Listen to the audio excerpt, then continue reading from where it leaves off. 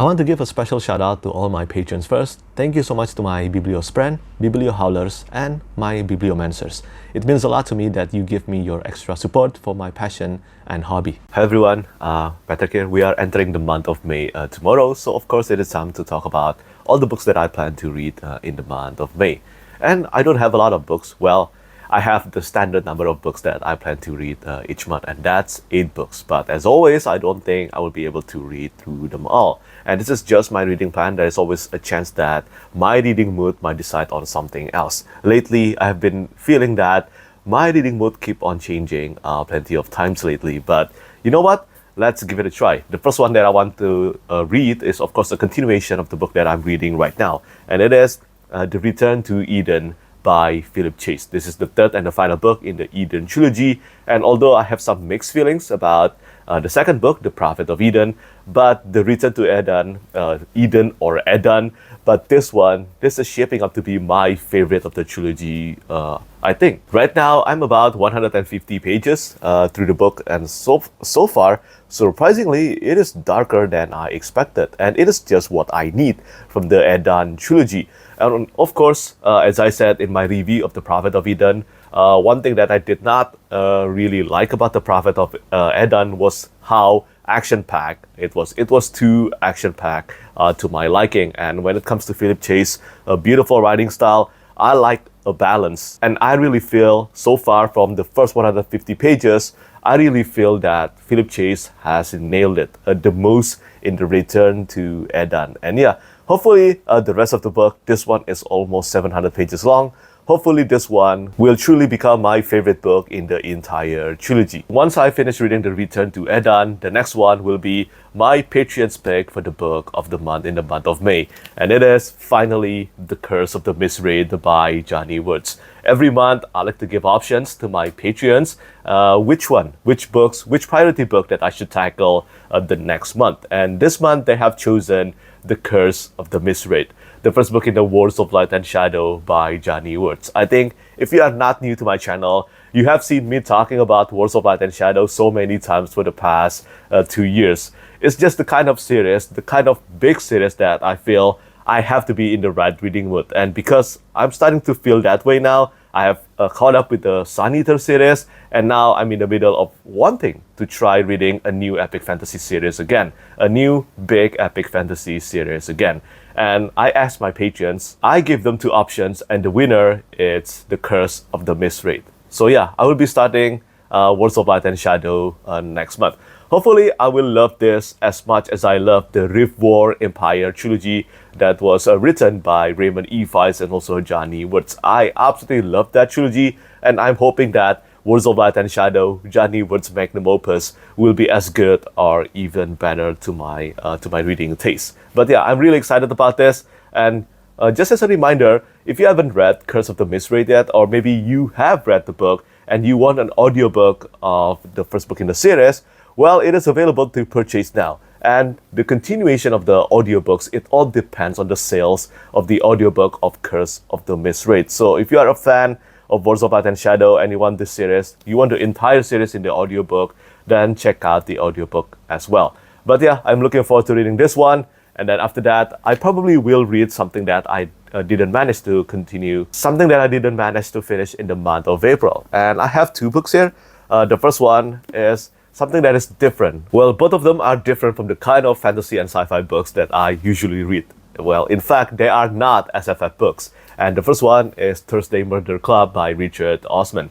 I have already started reading Thursday Murder Club, but I think I will be making my way through this one a bit slower than I expected, because even though this is only about 300 pages long, I am not a fan of a super short chapter like the one that is used in Thursday Murder Club. I'm talking about 1 or most of the time 3 pages per chapter. So even though this book is only about 300 pages long, it has more than 100 chapters. And I'm not usually a fan of that. I find it a bit distracting to my immersion when it keeps on changing chapters and changing POV all the time.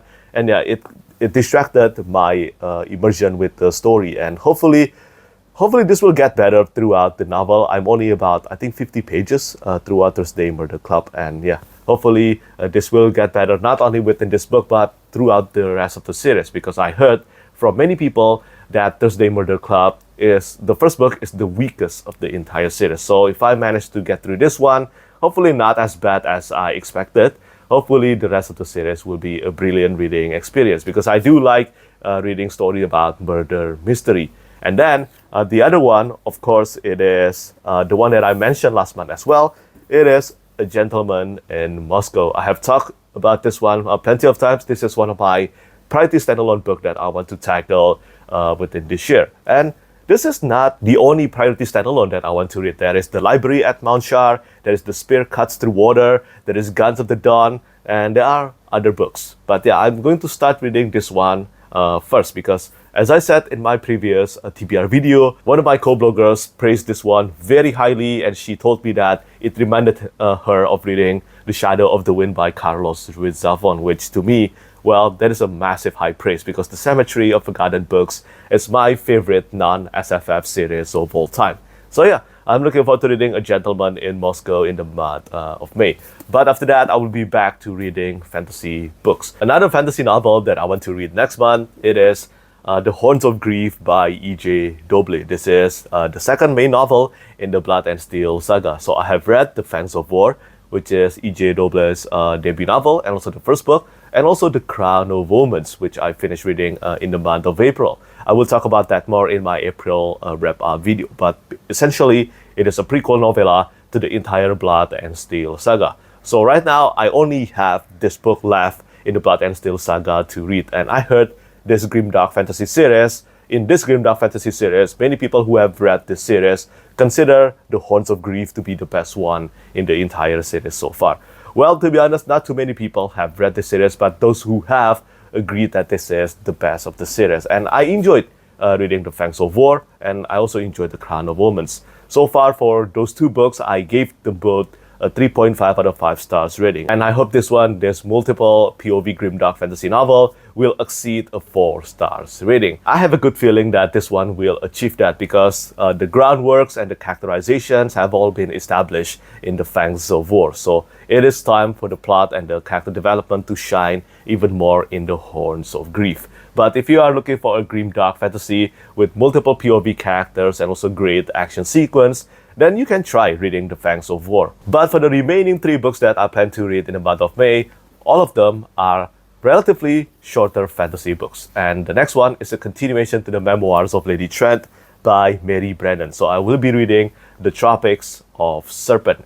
I enjoyed the first book, A Natural History of Dragons, quite enough. I gave it, I think I gave it a 3 out of 5 stars.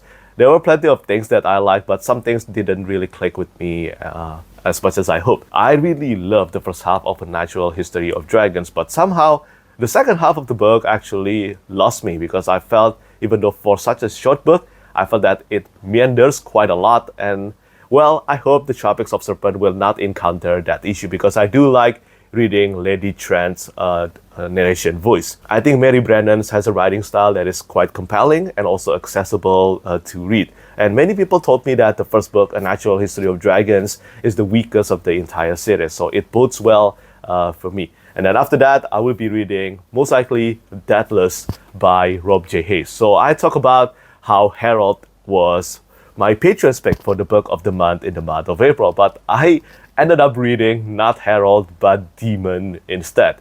And Demon, I will talk about this more in more details in my April wrap-up, but I just started reading the first chapter, and then I ended up reading through the entire book in one day. So yeah, that should let you know how compelling it was. It was a short novel. I think it's only about 60,000 words long, and the same also goes for Deathless. So this is the God Eater saga. Harold, Demon, and Deathless, they are all the first book in a series, in a massive series called the God Eater saga. So the God Eater saga is divided into 3 sub-series. So yeah, Deathless will take place 1,000 years before the events of Harold. And Demon, it's about 3,000 years before the events of Harold. So yeah, these two, they are prequel series to Harold. So right now, I guess I'm going through the series in a chronological way by reading from the earliest in the lore and then up to the latest in Harold, which is the biggest of the series. I will be reading that most likely in the month of June.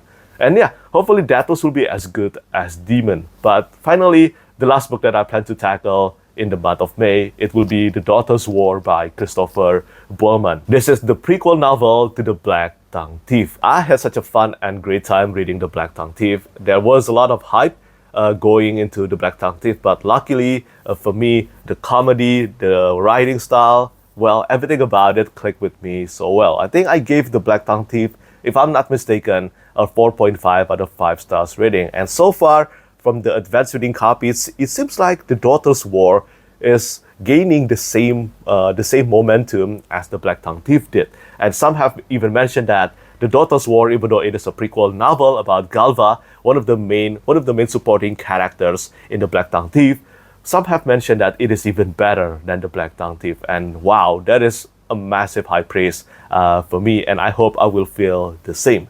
So yeah, that's really all the 8 novels that I plan to read in the month of May. I don't know whether I will be reading manga. I'm taking a little break from reading manga, except on catching up to some latest chapters of Jujutsu Kaisen and other manga series that I'm reading. But other than that, I'm not reading a lot of manga lately because I'm trying to catch up to some TV shows that I have neglected. I haven't even watched, for example, Oppenheimer, and I want to watch that one as well. But yeah, as far as books goes, those are the 8 books that I plan to read in the month of May. Whether I will be able to read through them all or not, we will see. But for now, that's all I have. Do let me know what you think about my reading plan in the month of May. And of course, do tell me as well what books you plan to read next month. As always, thank you so much for watching and thank you for your support. Bye-bye. Lastly, I want to say thank you so much once again to all my patrons who keep on supporting me.